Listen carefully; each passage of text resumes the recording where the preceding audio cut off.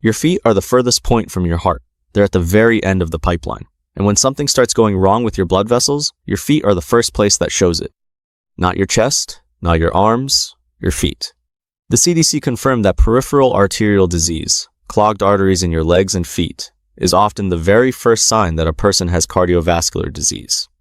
Not a warning. The first sign. Meaning the damage to your heart and arteries has already started, and your feet are telling you about it before anything else does. And yet most people over 60 chalk these warning signs up to aging. Sore feet, cold toes, a wound that won't heal. They blame it on old shoes or bad circulation and move on. But each one of these symptoms is a direct message from your cardiovascular system that blood isn't flowing the way it should. And if blood isn't reaching your feet properly, it's not reaching your heart, your brain, or your kidneys properly either. Today, I'm going to show you 5 specific things your feet do when your heart is in trouble. If you recognize even one of them, you need to pay attention. Because catching this early is the difference between a simple lifestyle change and a hospital bed. Everyone gets cold feet sometimes. That's normal. But if one foot is consistently colder than the other, or if both feet are cold even when you're wearing socks and sitting in a warm room, that's not a temperature problem. That's a blood flow problem. When plaque builds up inside the arteries that supply your legs and feet, the passage narrows. Less blood gets through, and blood carries heat. When the volume of warm blood reaching your feet drops, the skin temperature drops with it. One foot being colder than the other is especially concerning, because it often means the blockage is worse on one side, which tells doctors exactly where the narrowing is happening. A simple test you can do right now. Sit down, take off your socks, touch the top of each foot with the back of your hand. If one foot is noticeably colder than the other, or if both feet feel significantly colder than your calves, that's a signal worth mentioning at your next appointment. The arteries in your feet are smaller and narrower than the arteries closer to your heart. That's why they clog first. Think of it like a river system. The main river might still be flowing fine, but the small streams at the very end are the first to dry up when the water source starts shrinking. Your feet are those small streams. This symptom has a medical name. It's called intermittent claudication. And it's one of the most reliable early indicators of peripheral arterial disease, which is the same plaque buildup that happens in the heart arteries, just showing up in the legs first. Here's how it works. When you walk, your leg muscles need more oxygen. To deliver that oxygen, the arteries in your legs need to increase blood flow. But if those arteries are narrowed by plaque, they can't deliver enough blood to meet the demand. The muscles cramp because they're literally starving for oxygen. You stop walking, the demand drops. The pain goes away. You start walking again. It comes back. That cycle, pain with activity, relief with rest, is the textbook signature of arterial disease in the legs. Let me tell you about Walter. Walter was 69, retired warehouse manager, and had been getting calf cramps every time he walked more than 2 blocks. He assumed it was arthritis.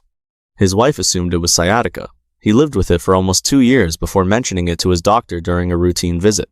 His doctor immediately ordered an ankle brachial index test, a 5-minute, painless comparison of blood pressure in the arm versus the ankle. Walter's ABI was 0.6. Normal is above 0.9. Anything below 0.9 indicates peripheral arterial disease. Below 0.6 is severe. Walter's leg arteries were significantly blocked, and when his cardiologist ran further tests, they found early plaque in his coronary arteries too. The warning had been in his calves for 2 years, and nobody had connected it to his heart. People with PAD have a 4 to 5 times higher risk of heart attack and stroke. The plaque in your legs isn't separate from the plaque in your heart. It's the same disease, same process, same cause. Your legs are just showing it first because the arteries are smaller. A healthy person gets a cut on their foot, and it heals in a week or 2. But when your arterial blood flow is reduced, healing slows down dramatically. Your body repairs tissue by sending oxygen, nutrients, and immune cells through the bloodstream to the wound site. If the arteries feeding that area are narrowed, the delivery system is compromised. The wound sits there. It stays open. It might get worse instead of better. This is especially dangerous for anyone with diabetes. Diabetes damages blood vessels from the inside out, accelerating atherosclerosis and reducing blood flow to the extremities. The American Diabetes Association's 2026 Standards of Care specifically updated their guidance on diabetic foot care because the link between poor foot healing and cardiovascular disease is so strong. A diabetic foot ulcer isn't just a skin problem, it's a vascular problem. And the data shows that people who develop diabetic foot ulcers have significantly higher rates of heart attack, stroke, and cardiovascular death than diabetic patients without foot complications. If you have a cut, blister, or sore on your foot that hasn't improved after 2 weeks, don't wait. Show it to your doctor. Not because the wound itself is the danger, but because what it's telling you about the state of your blood vessels matters far more than the wound. Most people associate numbness in the feet with nerve damage, and that's often correct. Diabetic neuropathy is one of the most common causes. But numbness can also be a direct sign of reduced arterial blood flow, and the cardiovascular implications are much more serious than most people realize. When blood flow to the small nerves in your feet drops below a critical threshold, those nerves stop functioning properly. You lose sensation. You might not feel a pebble in your shoe, a blister forming, or a small cut on your sole, but the numbness itself is the message. It's telling you that the blood supply to your extremities has been reduced to the point where even your nerves can't get enough oxygen to work. And here's the cardiovascular connection that most people miss. The small blood vessels that feed the nerves in your feet are called the vasa nervorum. These are some of the tiniest blood vessels in your body. When systemic atherosclerosis reaches these vessels, it means the disease has been progressing for years, silently, throughout your entire vascular system. By the time your toes go numb, the arterial disease is not early stage. It's been building for a long time, and it's almost certainly present in your coronary arteries, your carotid arteries, and the arteries feeding your kidneys and brain. If you're experiencing persistent numbness or tingling in your feet, especially if it's been getting gradually worse over months, this is not something to ignore or dismiss as normal aging. Ask your doctor for an ankle brachial index test and a vascular assessment. It takes minutes. It could save your life. This is the warning sign that almost nobody knows about, and it's the most reliable visual indicator of chronic arterial insufficiency in the lower extremities. Healthy skin on your legs and feet has a certain texture. There's hair growth. There's normal pigmentation.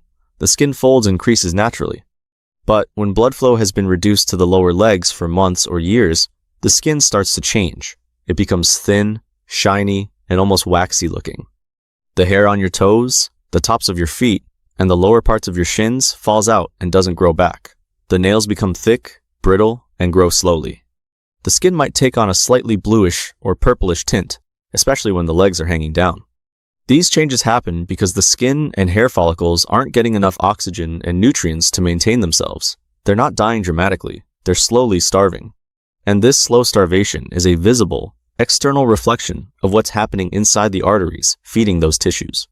If the arteries in your legs are providing so little blood that your skin can't maintain hair growth, those same arteries, and the ones upstream feeding your heart and brain, are almost certainly significantly narrowed. This is the sign that cardiologists and vascular surgeons look for during physical examinations. Before they order any test, before they check any lab work, they look at the skin on your lower legs and feet. Shiny skin with no hair growth below the knee is one of the strongest clinical indicators that peripheral arterial disease is present and that cardiovascular disease should be investigated immediately. Look at your legs right now. Compare the hair growth on your thighs to the hair growth on your shins and the tops of your feet.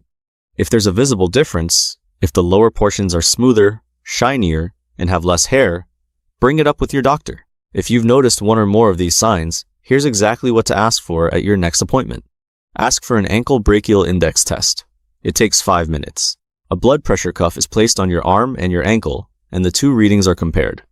A ratio below 0.9 indicates peripheral arterial disease. It's painless, non-invasive, and almost never done at routine checkups unless you specifically request it. Ask about a vascular ultrasound of your legs if the ABI is abnormal. This shows exactly where and how severe the narrowing is. Start walking. The research I covered in a previous video showed that every additional 1,000 steps per day reduces major cardiovascular events by up to 17%.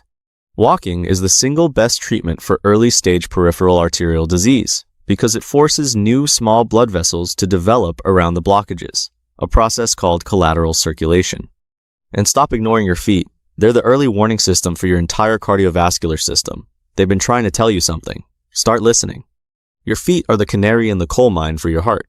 Cold feet, calf cramps when walking, slow healing wounds, numbness, shiny hairless skin, every one of these signs is your body telling you that blood isn't flowing properly. And if blood isn't reaching your feet, it's not reaching your heart, your brain, or your kidneys the way it should be either. People with peripheral arterial disease have a 4 to 5 times higher risk of heart attack and stroke. The plaque in your legs is the same plaque in your coronary arteries.